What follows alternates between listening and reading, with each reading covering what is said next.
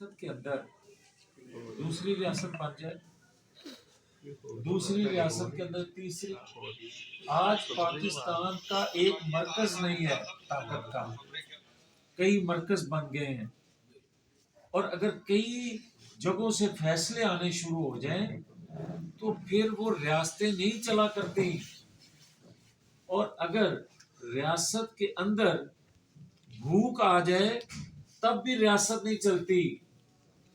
آج پاکستان کے اندر 7-8 کروڑ وہ لوگ ہیں جو ایک وقت کی روٹی کھا سکتے ہیں، دوسرے کی فکر میں ہیں ملتی ہے نہیں ملتی.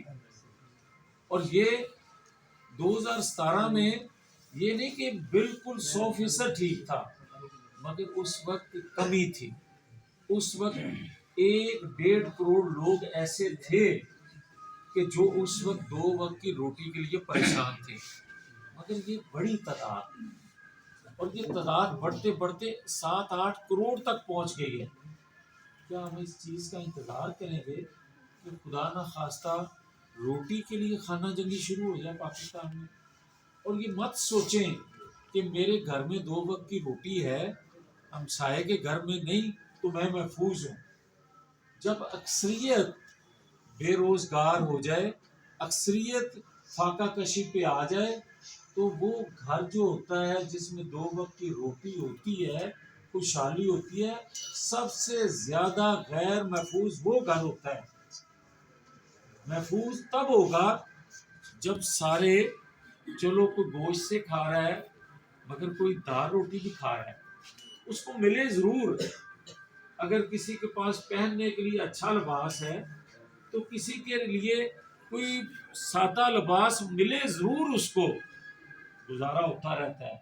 اور پھر ایک ماحول ایسا رہتا ہے کہ آپس میں لوگ اس حسد میں، اس آگ میں نہیں جلتے کہ میں اس کا چھین لوں، بلکہ وہ یہ اندر اس کے جذبہ رہتا ہے کہ میں بھی محنت کروں، میں محنت کروں گا تو مجھے بھی ملے گا.